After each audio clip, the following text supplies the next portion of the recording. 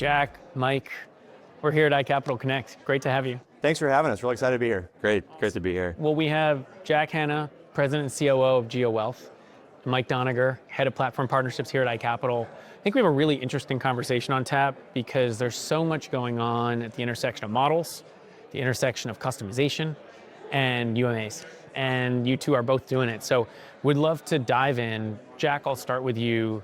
Give us kind of a history of evolution of UMAs and how they're now becoming a part of private markets solutions for the advisor channel. Absolutely. And again, thanks for having us. Excited to be here. We started doing this a long time ago in that UMA concept, and it's really the next thing that we think RAs are really moving to. We're trying to see around corners and say, what are RAs going to be focused on next? And so for us, it's the access to not just one type of model in a single account, but as many types of models in an account as you'd like to. And what we're doing right now, and Mike's going to talk to this too, we're really excited about, is that we're actually incorporating alternatives as a sleeve inside a UMA. So an advisor does not have to open a bunch of different accounts to get access to this. They can do it all. Single account at a traditional custodian. They get access to their ETF models, their mutual fund models, their equity SMAs, but now we're introducing as a piece of that pie, the alternative sleeve to it. And Mike, how does that actually work? How does the private markets piece fit into a UMA? Advisors have been moving towards managed platforms to manage their clients' portfolios over the last 10 years, and I think that's only accelerating. To Jack's point, up until now, it's been a combination of traditional assets. With the advent of some new fund structures and evergreen funds, which have extended the asset class to more and more investors, advisors are now looking to combine that as part of the same account. And so that's where our partnership comes into play here, where via the connection we've built, advisors can allocate to a model that includes both public and private assets. And GeoWealth will handle the oversight and rebalancing on the portfolios. But for the alternative investments implementation piece, we've created an integration where the advisor selects their model on GeoWealth and then completes the workflow to invest in the alternative investments through iCapital. I think that's such a great jumping off point because we now have hit the point where private markets models can fit into UMA structures. What did it take to get there, and why couldn't have it happened till this point? That's a great question. So at GeoWealth, we started out really building a core piece of our functionality. We've written every line of code on our platform, but it's a portfolio accounting foundation. And that sounds like such a basic thing for an advisor to think about.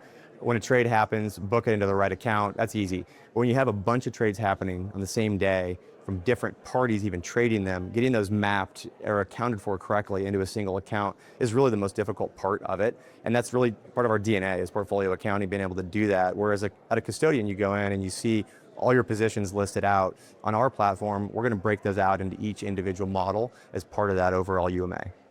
And Mike, how does it actually work in terms of the private markets products fitting into the UMA? What needs to be, how do those two systems need to talk to each other? Yeah, I think it's a few things. I think to Jack's point, right, the expertise they have around the management of the UMA and some of the rebalancing logic, the sleeve that's going to hold alternatives has to have different logic and behave a little bit differently than the rest of the portfolio, right? These types of investments don't trade and aren't executed the same way. Having the ability to manage for longer lead times for investment or withdrawal and the cash management around that's important. I think, too, right, a lot of what iCapital has built on the platform is streamlining the investment process for alternatives in general, right, and private investments in general, with the fund structures, the digital workflow we have, and then the connectivity we're building, right, to the GeoWealth platform. That creates the seamless experience for advisors to bring those assets into the platform where they're holistically managing client portfolios. And that's kind of a broader strategy for us at iCapital, meeting the advisors where they are and being part of that core wealth management process and not being something separate off to the side. I want to hang on to that last point because that's something that you as a firm say, meeting the clients where they are.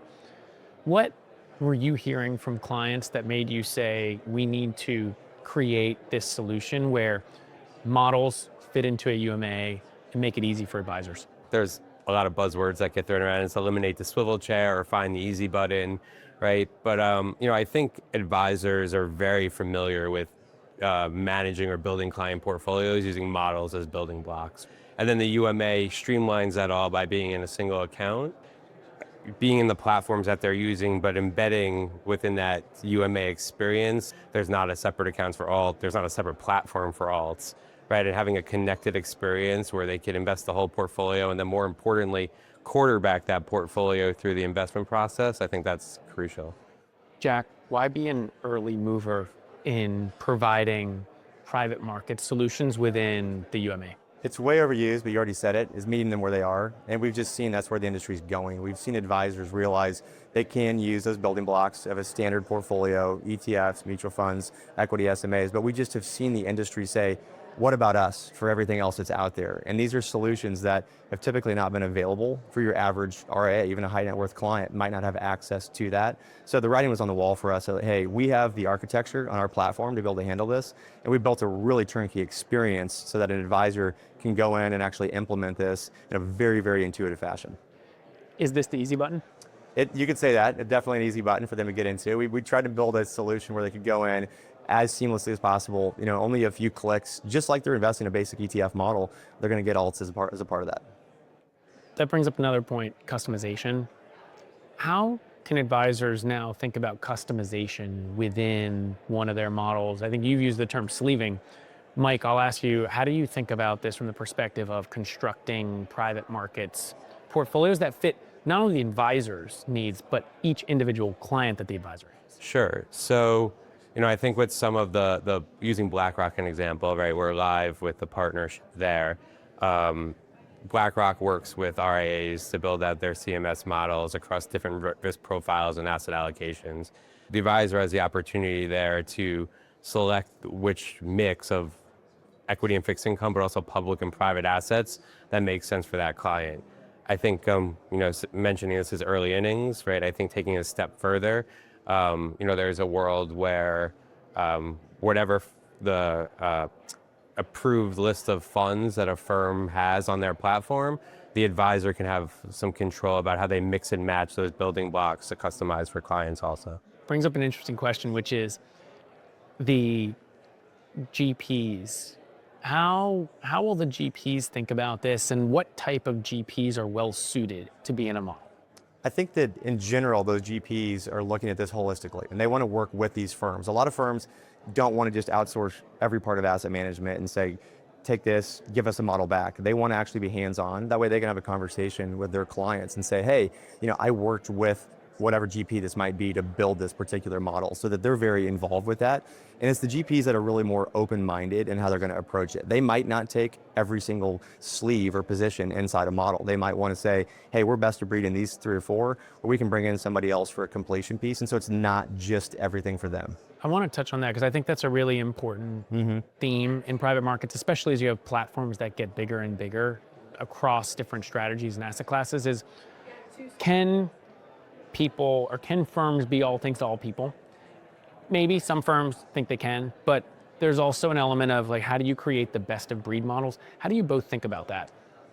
I think it's a choice for the advisor, right? In a lot of cases of customization for the client versus scale, right? And I think it's finding a balance in the middle of those two things. The more that they're customizing for each client, the less scalable that's going to be, and it's leveraging those building blocks kind of to meet their level of comfort, but also their clients' needs in the best way possible that mixes both.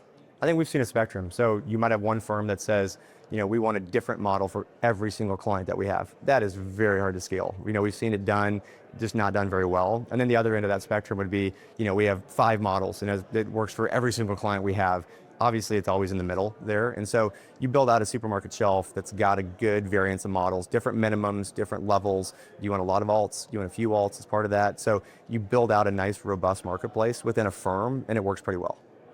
Talk to us a little bit more about the model marketplace, because that seems like such an interesting concept of being able to create all these different customizable models that then become off the shelf and other people can pick and choose those, or an advisor can choose that for multiple clients and toggle that based on certain clients who want certain things or different ages, different life events, et cetera.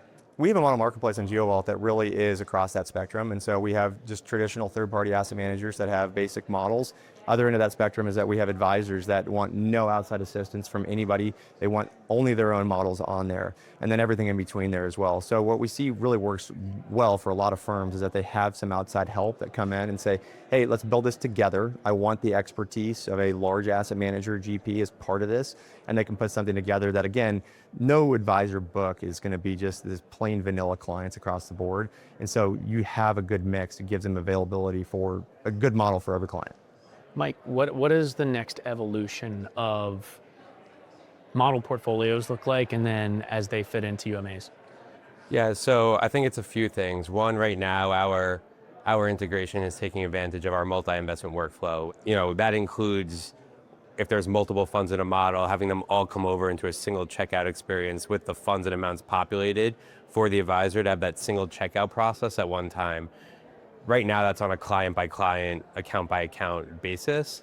Throughout this year, we're going to be building that out further, where it's more of a many clients to many funds model, and then same on the opposite side, a multi-redemption workflow, which gets the alts investment experience to feel closer and closer to model management that advisors may be used to with the ETFs and mutual funds.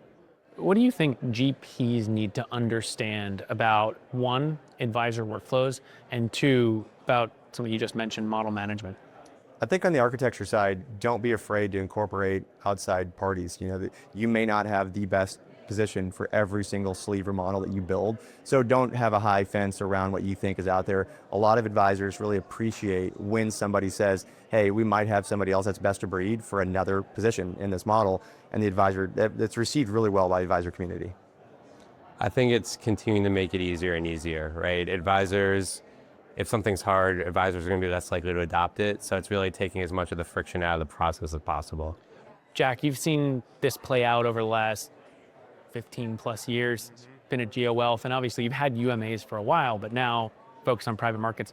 What do you think are some of the lessons learned from the evolution of SMAs, UMAs, model management that you can take with you as you continue to build out the private markets capabilities? Scalability is always number one for us. And so, Mike just alluded to it. We want to make this as easy as possible for an advisor to do this.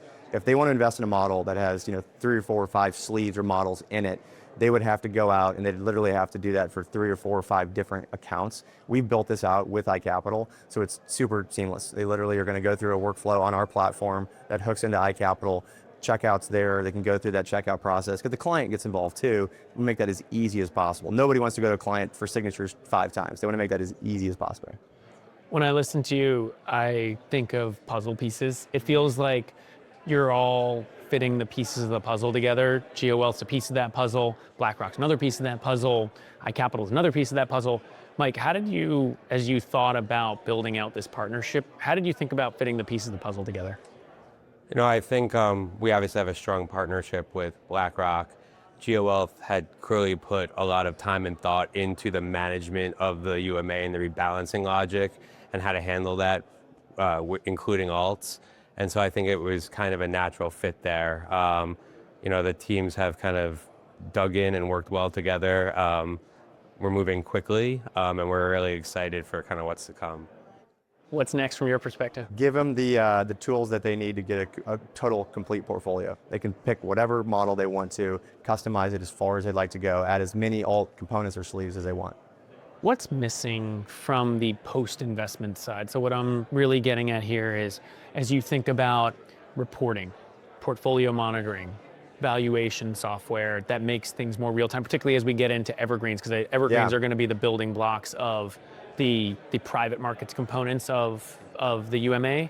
So what still needs to happen on the post-investment side from a technology perspective and making data flow faster, more seamless, to make this even an easier process?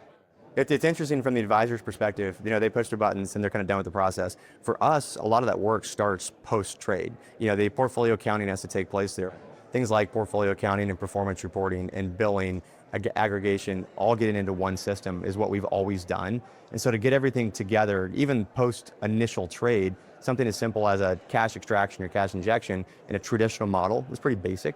But what we're doing now with alternatives is a whole new paradigm. So there's been a lot of work, as Mike just said, rolled up our sleeves, product team spent a ton of time over the last year plus working through what that looks like. So it's not just an initial investment and you're done, it's everything that comes after that. It's really where the work starts. I think you bring up a really good point, and this is something iCapital's really focused on with its data solutions business and a number of recent acquisitions on the post-trade side. So how does that impact all the things you're going to be able to do when you think about combining the piece of the puzzle that Jack just mentioned? Yeah, so our integration, to Jack's point, right, it's not just the handoff for the investment piece, but it's also what data we're feeding back into GeoWealth to allow both GeoWealth and the advisor to have a view of the investment status of the funds within the portfolio so they can conduct that cash management as, depending on where they are in the window for subscriptions and redemptions. It's for that post-trade performance reporting. And the data solutions business, especially on the performance reporting side, could help fill the gaps where there may be latent, reporting from the admin. UMAs, I think, are at $2.5–3 trillion or so of assets. That's projected to grow pretty significantly over the coming years. In your mind, if you could paint a picture of what the next 5 years or so looks like for UMAs, but then also private markets as a piece of that, what does this look like in your mind? We're in the market, in business right now. That number's going to skyrocket. It's just going to be too easy for people to ignore. Right now, there is a level of kind of sophistication and complexity that goes into it. We've eliminated that, is what we're doing at the end of the day. So, that number is going to get a lot higher, mainly because it's going to be so much easier for an advisor to do, and they can bring this solution to clients that previously never had access to it. Yeah, I think there's projections, right, that the AUM of alternative investments within the wealth management space is going to increase by 2 to 3 times over the next kind of 5 to 10 years. I think this type of delivery mechanism is a way to drive that adoption. And I think the whole alts and UMA question is one that the industry has really been trying to solve. And you guys were right in the middle of it. So Jack, Mike, thanks so much. Thank you. Appreciate it. Great conversation. Thanks for having us on. Thank Yes, you. thank you, Michael. Yeah, thank you. Take care.